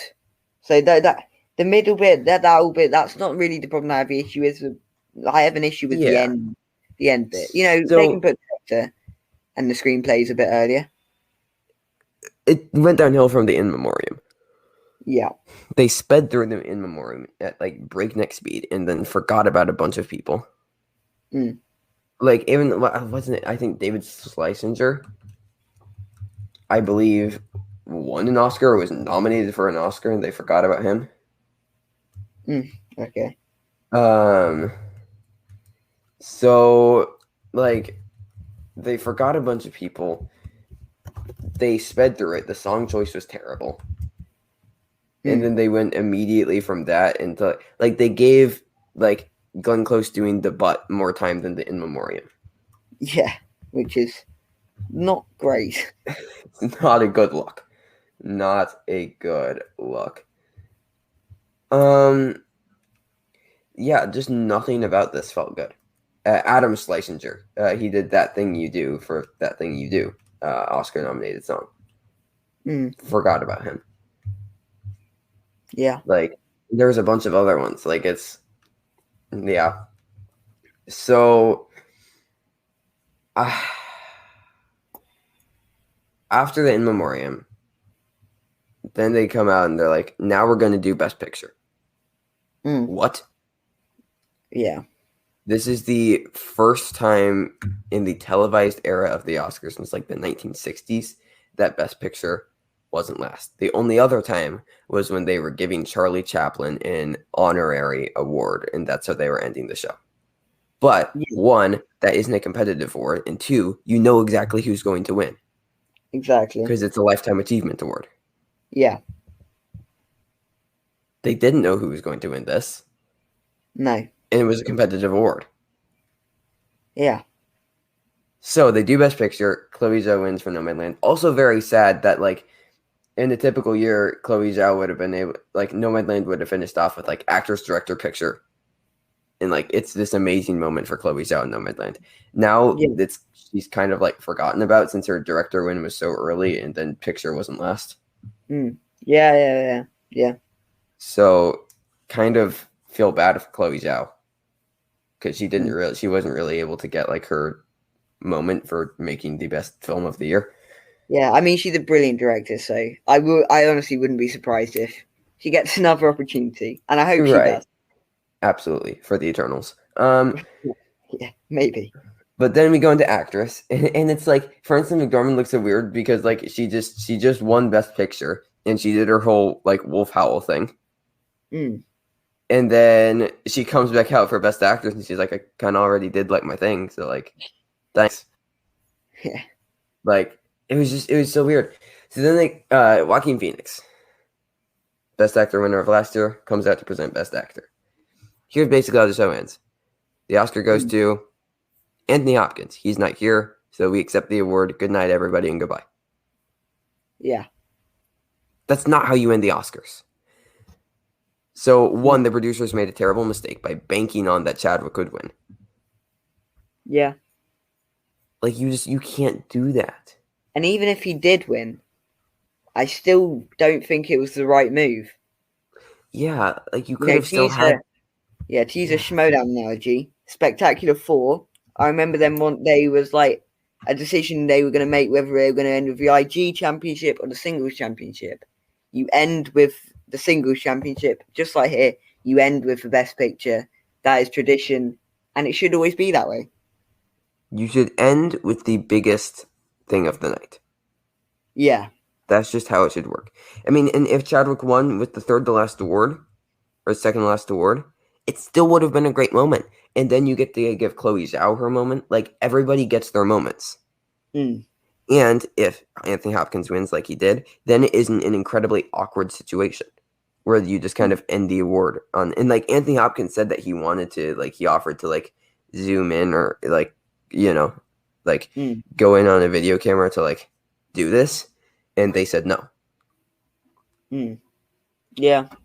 And when they said that, Olivia Colman and Anthony Hopkins talked, and Olivia Colman was supposed to give his acceptance speech. But then they said, no, we're just going to end the show. Because they clearly, like, they had no backup plan aside from Chadwick is going to win. Like, that was their only plan. They just assumed. And, like, I know Chadwick was supposed to win, but like Anthony Hopkins, I think was the best performance of the year, and a lot of people agreed that he was the best. That didn't say people thought that Chadwick was the best because he's obviously phenomenal. And people saying that like it's a race thing of they gave it to the old white man rather than the black man. I think there's some validity in that, but not a lot. Like I just think it simply was Anthony Hopkins gave the best performance. Especially with like they added a bunch of younger and more diverse members to the Academy. Yeah. And some people are also saying Netflix bias against Ma Rainey's. I don't think that's a big deal either. No. So I think that this wouldn't have been a big deal if they just left the format as normal. Obviously, people still would have been upset, but because this just felt like a way to try and profit off of Chadwick Boseman. Yeah. Yeah, Whereas, which is just disrespectful. It is. If you just let Anthony Hopkins wins the Best Actor, and if you let him give a speech, and then he's able to pay respects to Chadwick, and say how surprised he was, like he had to do afterwards on Instagram, let him do that. Then it's a cool moment, and it just I mean, I don't know. If I was the Oscar producer, here's what I would have done. I would have done actress, actor, and then as a backup, if Chadwick Boseman didn't win, you'd have the in memoriam after the actor, and then Best Picture to end it. So you could still have that moment with Chadwick, but also end with a Best Picture. Perfect. I think that would be a better way to do it. Exactly. Why are you smarter than Steven Soderbergh? That shouldn't be a thing. Not to say that you're not a smart person, but he was hired to do this. This was supposed to be his job. You were not. Yeah, I should be. Though. Everybody, we're campaigning for Thomas to produce the Oscars next year. It's gonna happen. Start on Twitter now. # Thomas for Oscars. Right. All host and bomb.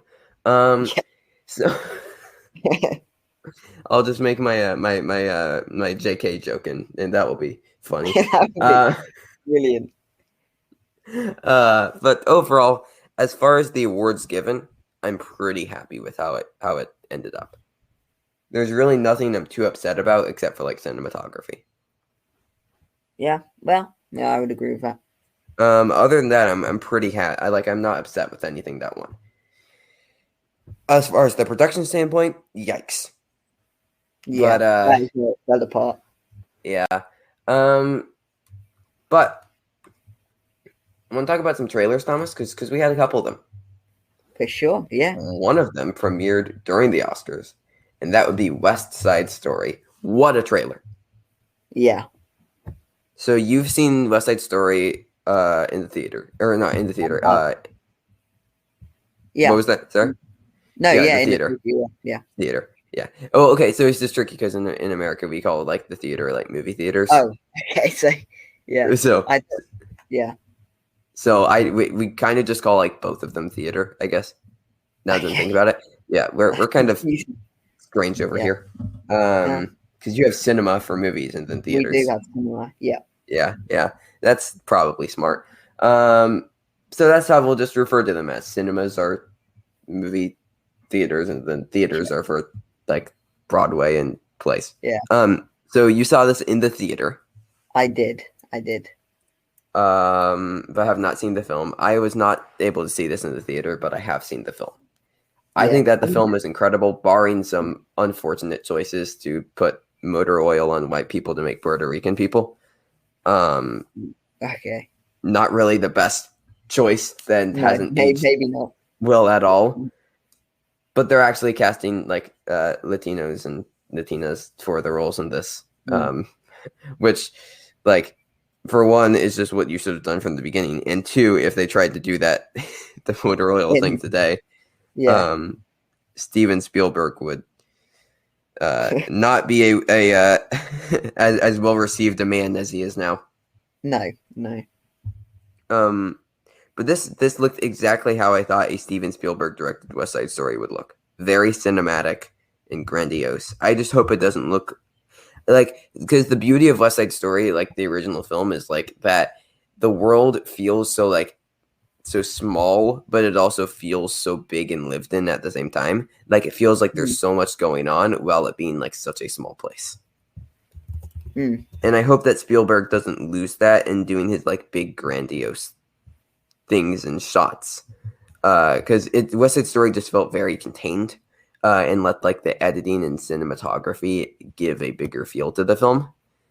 Because like whenever there's like an edit, there's always movement, so like it never feels like stale or like it's like in a small quarters. Like it's always the camera's always moving immediately out of an edit, or there's always people Okay. moving across camera. Like it's really really kind of brilliant how they were able to shoot and edit the movie to give a bigger feel to their small sets. And I just hope Spielberg doesn't lose that. But what were your thoughts? I thought it was a brilliant trailer. I'm really looking forward to this film actually, which is, I mean, it's Spielberg obviously, but yeah, I mean, just the whole feel of the trailer. If Yeah, the whole film feels like this, I am definitely going to be enjoying it because it felt so big, but also so small at the same time, which is a yeah, weird thing, but it just did. I mean, yeah. yeah, yeah. And that's what the original film captures perfectly. What I was saying, I guess, is just I hope that Spielberg doesn't make it too big and Mm. overshadow the small. But I would highly suggest watching the original film. Like I said, there Yeah, are I some mean, unfortunate parts about it, but it's really really good. yeah. But yeah, no, like you just said, the whole feel of this, like and this definitely felt like a teaser trailer. I can't wait for a full trailer. Mm. Also, we have two like potential Oscar contending musicals, which would be the first time in a while that's happened with both In the Heights and this. Yeah, yeah. Don't get too many Oscar contending musicals anymore. But No, I mean, I'd I say don't. La La Land was. The last There one, might have been one more recently, but I think La La Land, off the top of my memory, is the most recent one. I think the most recent one to win picture was Chicago in 2002. Yeah, yeah. So yeah, it's definitely been a while. But yeah, no, this trailer looked very very good. And me saying what I did doesn't mean that I'm not excited for the film. I'm still very excited for it, and I think it was a great trailer. I was just trying to bring up some potential problems the film could have. But Mm. overall, very very excited. Let's talk about the Vivo trailer. It's very short, but Lin-Manuel Miranda's a monkey, so that makes me happy. Okay. What were Yeah, your thoughts on this? I mean, it's. I've not heard of this film at all until I watched the trailer. We didn't get much, so I can't really comment too much on it. Um, but Lin-Manuel Miranda is good.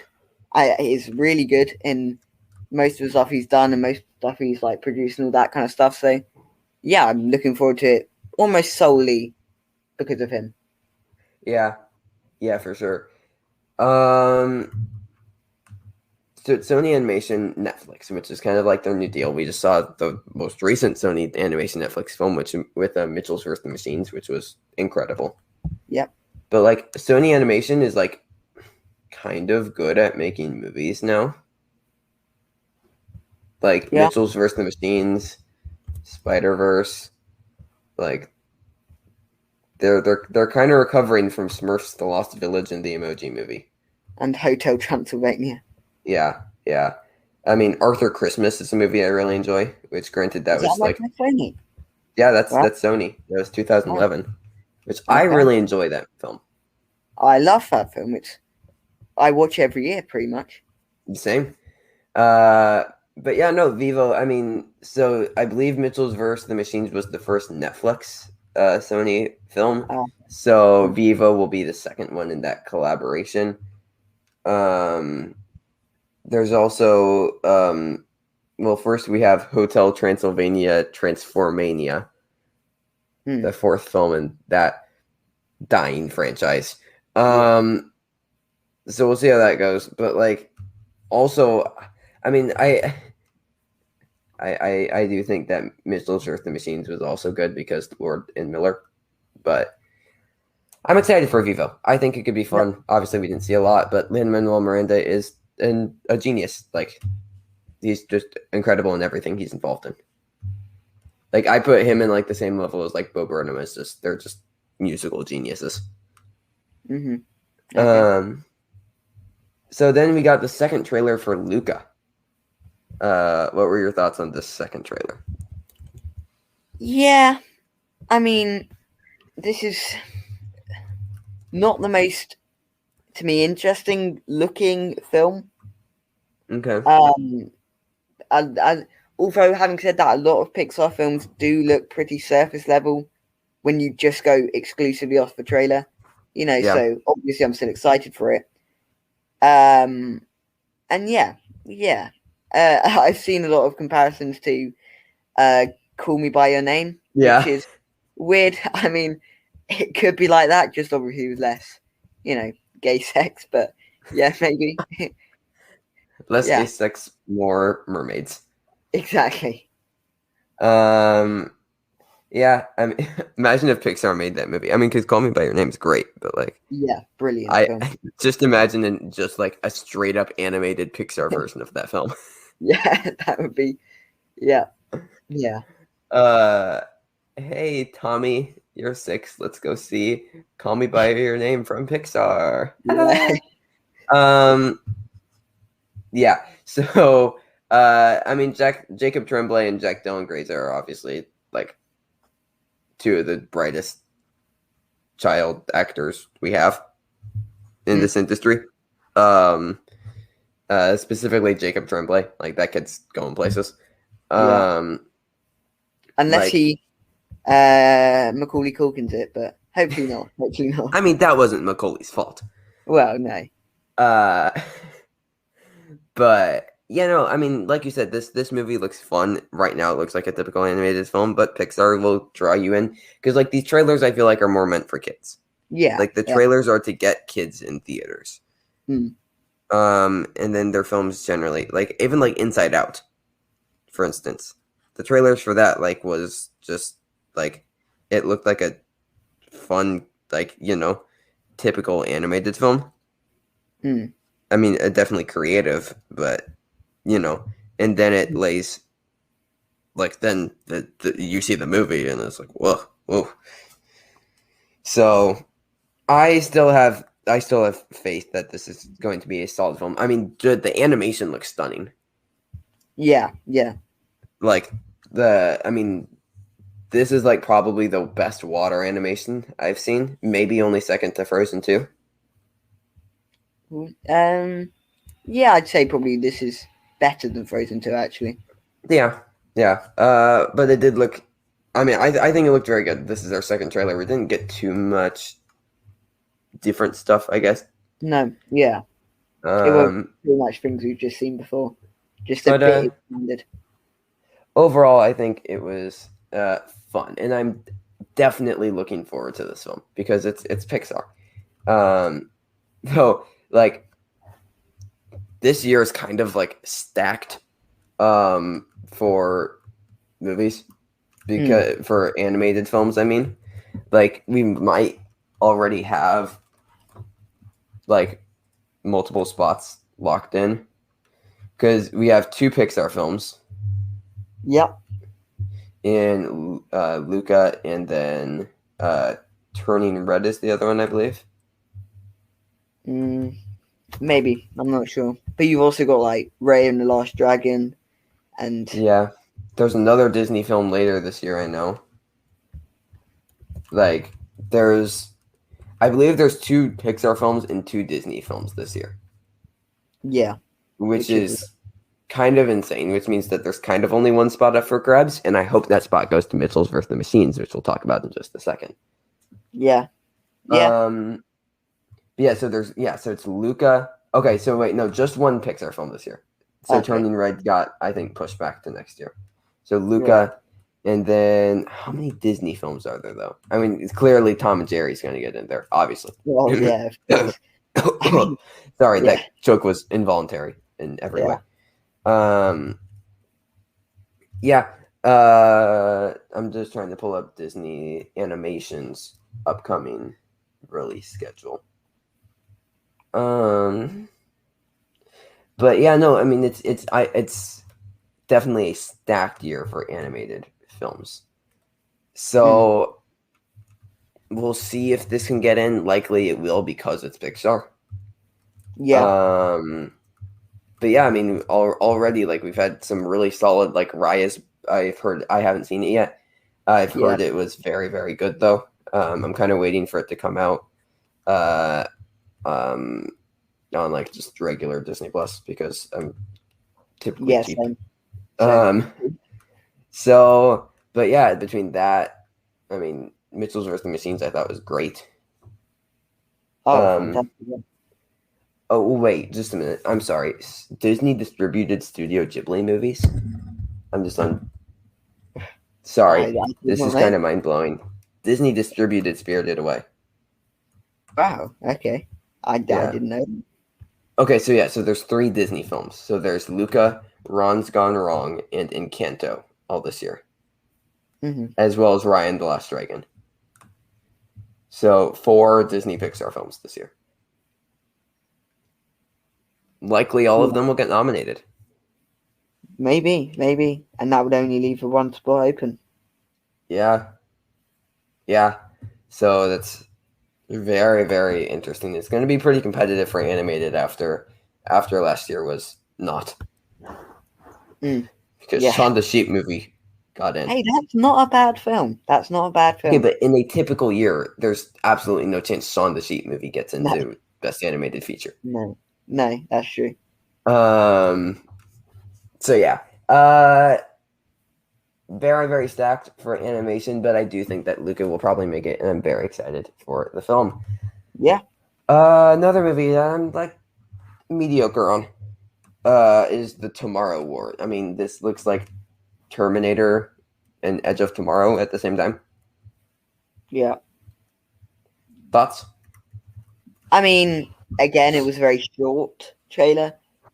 Yeah. And it didn't do anything that was groundbreaking. It just looks like another action film, which is fine, but it doesn't fill me. It doesn't fill me with excitement. Yeah, I'm not like incredibly. Yeah, like you said, I'm not like, oh, it's Tomorrow War. I'm so hyped for it. I mean, it's June 2nd. We'll probably watch it for a review. Yeah. But yeah, no, like you said, I don't think this is gonna be groundbreaking. We couldn't really see much of Chris Pratt's performance, similar to Dave Bautista in Army of the Dead. We really didn't get a lot of him. No.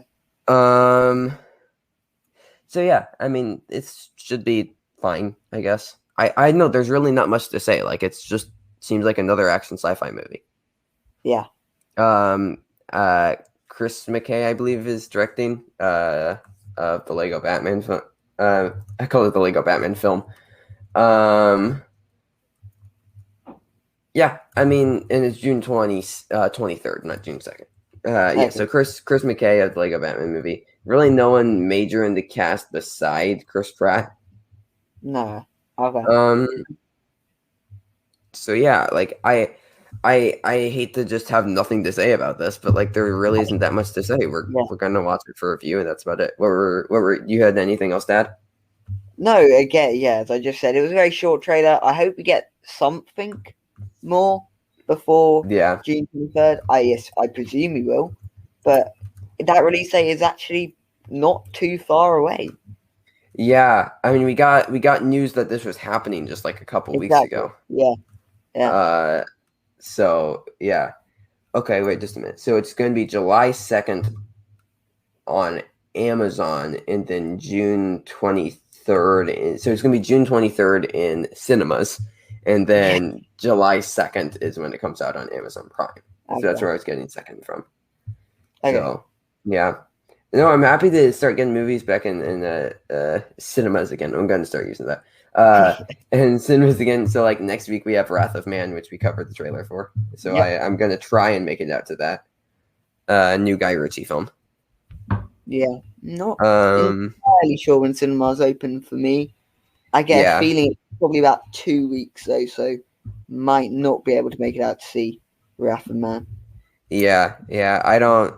Theaters have been open and closed here. It's been pretty back and forth. So, my local I'm hoping not open, but there are some that are not too far away because obviously Britain's very small. So when I say my local one, I mean the nearest one other than that, it's probably about half an hour or so.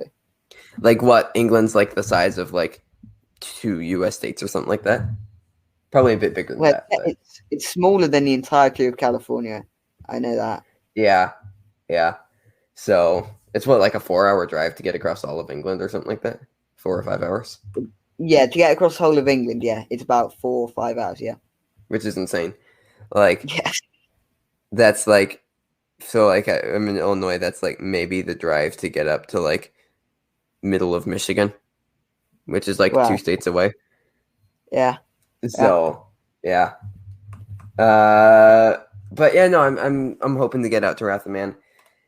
But still plenty of 2021 stuff to catch up on. Like I still haven't seen The Little Things, still haven't seen Coming to America. I still Don't want to bother. see I still want to see Shiva Baby. Still lots to see. Limbo is a new indie that just came out. Little Fish, Raya, The Mauritanian. Lots and lots of movies. So speaking of 2021 movies, though, let's talk about Mitchell's vs. the Machines. Yes. Because Yeah. what a movie! Yep. Like I Definitely. thought this would be fine, but this is actually incredible. Yeah. From the trailers, I actually thought I was not going to be looking forward to it. You know, I thought it was going to be one of those silly comedies that are very surface level commentary on technology being bad, but actually it Yeah. wasn't, and it really surprised me. Yeah, I mean, I had a bit more faith just because I love Lord and Miller. Mm. I mean, Lego Movie and Spider-Verse and Cloudy with a Chance of Meatballs too, like are all incredible films.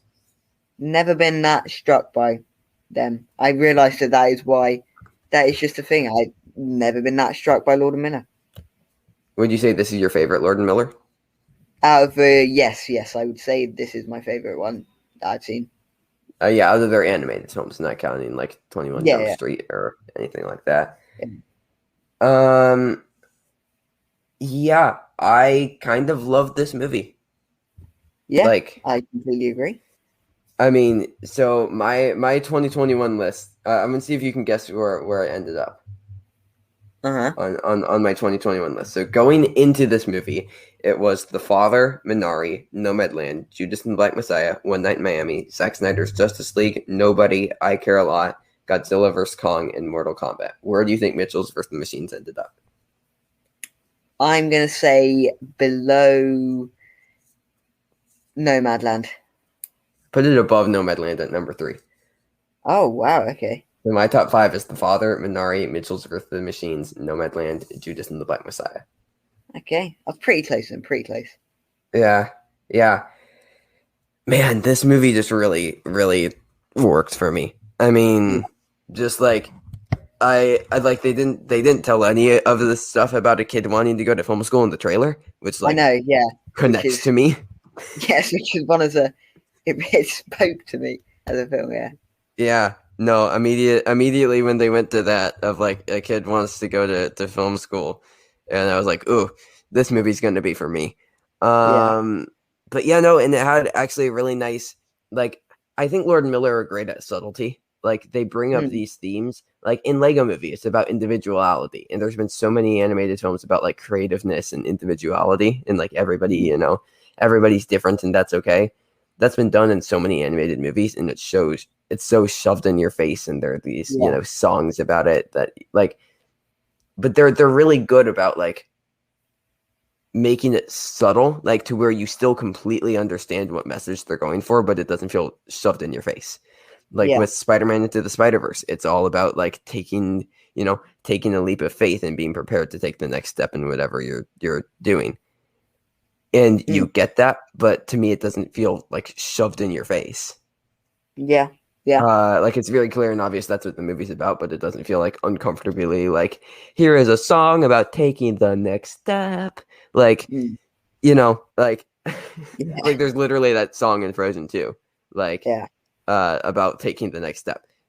But like, and I think this movie like works so well is like it's a subtle commentary on like connecting with your family, Mm, and how like like your family like will always like love you and support you, even if they don't show it all the time. Yeah, Do you know how many times that's been done in a movie? A yeah, lot. but But this movie, it subtly does it while also making sure you know exactly what the movie's about. mm. Um, which I really Also, enjoyed. yeah, the comedy in this was actually very funny. A lot of times, I just think, oh, they're aimed for kids, which is fine. But this one, the comedy worked just as well for me, just as well for I'm sure lots of people. Dog, pig, dog, pig, Yeah, dog, pig, loaf of bread. yeah, Um, no, this really worked, and like Eric, Eric and Deborah Bot, mm. very very funny. Also, have you checked out the voice cast of this movie? I know that Olivia Colman is phone The person, but pal, yeah, the pal, Olivia yeah, Colman. she's brilliant in it. I know, I know. Like it's just such Danny, a petty voice, the I way know. him and Goofy. Yeah, Eric Andre, who was just recently in a Road Trip, or not Road Uh, Trip, wait a minute, Bad Trip. mm, Bad Trip. He's the main character. He's the scientist who found Powell okay. Labs. Mm. Danny McBride and Maya Rudolph Oh, are I the didn't know. parents. I did know Danny McBride as well. Yeah, Yeah, yeah, yeah. Maya Rudolph, the mom. yeah. Then I don't know the kids too much. Abby Jacobson and Mark Rianda. Let Okay. me check out Abby Jacobson to see what else she's been in. Oh, she was a voice in the Lego Ninjago movie. That's Oh, about yeah. it. So I'm glad she was in a good movie. Um, yeah, this and like the I mean, speaking about comedy, the other neighbor family, Yeah, brilliant. like the voice. I mean, so that's Chrissy Teigen and John Legend, Yeah, yeah, as the cast, which is hilarious. yeah. And it's just like Um, great compliment and stuff like that. I know. The what it was a butterfly formation. It was some kind of thing like that. Yeah. Like this movie is like very very funny. Mm, Which is another thing with Lord Miller films. Spider Verse, pretty funny movie. Lego Movie, pretty funny movie, and it's humor that works not just for children. yeah. But yeah, let's talk about the animation in this. Mm, I mean, I don't want to keep bringing back the Spider Verse and Lego Movie, but each one of those has this like it embraces animation. It doesn't try and like because a lot of animated movies they're like we're gonna try and animate like reality yeah. and try and make the animation look as real as possible. With Lord and Miller films, they embrace animation Mm, and like have fun with like making like doing stuff with animation that you wouldn't be able to do in a live action film. So, yeah. which I really enjoyed in this film. What about you? I mean, I'd say this is one of the weaker parts of the film. The animation, it just feels like very generic in a way. I mean, what they do with Really? it, that's really good. But it just feels like it's another 2010s animated film. It doesn't really stand out to me. The way that Spider-Verse, I'll give it credit, Spider-Verse stood out. And the Lego movie, obviously, what that did, that stood out. Whereas this one doesn't really stand out as much, which is not a bad thing. I mean, obviously, the animation is not bad because it's a modern animated film. They all look good nowadays, pretty much. But it just feels like in the future will slip into the crowd and it won't be as memorable as Spider Verse and Lego Movie, as I say. I don't know. I thought how they used colors was really good. And just like all of the stuff of like embracing animation, like with all of like the, you know, like the things to show like emotions popping up around them. Like Mm, it felt unique to me in that way. In the way that like that's just almost like a trademark of Lord and Miller at this point. mm. Um but yeah, no, this movie was just it was very fun. Like I kind of wanted to rewatch it Yeah, immediately once I was finished. yeah, it was very fun. Um, so Thomas, so I have your list of the 6 movies you've seen of 2021 so far, which is Zack Snyder's Justice League, Judas and the Black Messiah, One Night in Miami, I Care a Lot, Godzilla vs Kong, and Coming to America. So I'm gonna ask you right now, where are you gonna place both Nomadland and Mitchell's vs the Machines on this list? I would say Nomadland is number 1.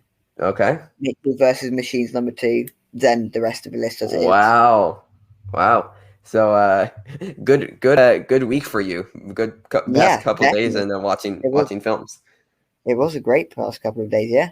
Well, other than maybe Crimes of the Future, but other than that, brilliant past few days. Yeah. So I mean, all right. So your top 5 right now is Nomadland, Mitchell's vs the Machines, Zack Snyder's Justice League, Judas and the Black Messiah, One Night in Miami.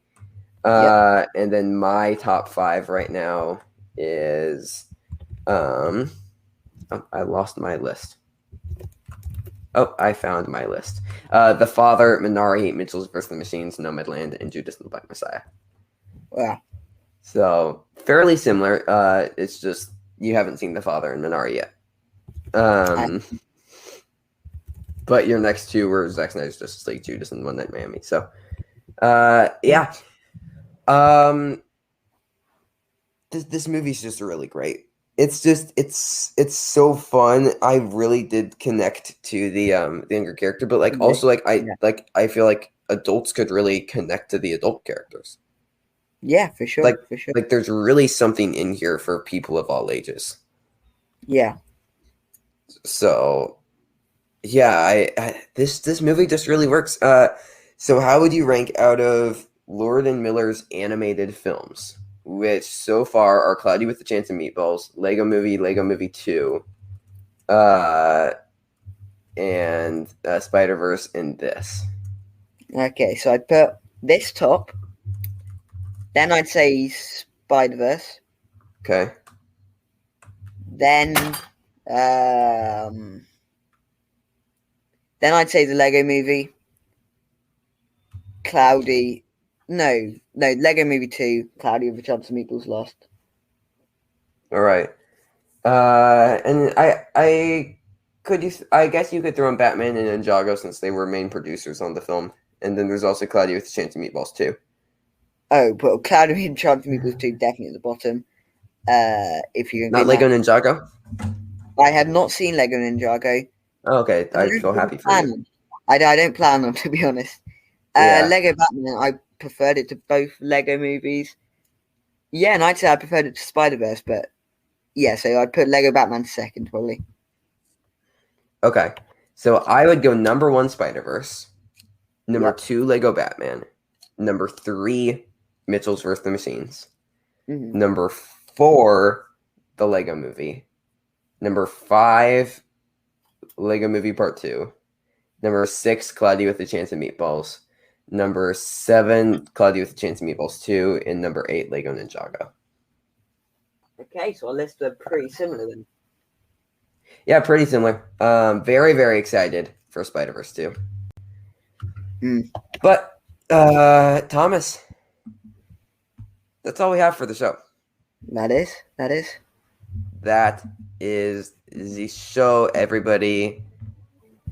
Thank you, everybody, so much for listening. We really, really do appreciate it. You can check me out on Letterboxd, Trevor Matson on Letterboxd. Thomas still yet to start a Letterboxd. We'll keep on asking him every single episode. Next week we'll do it.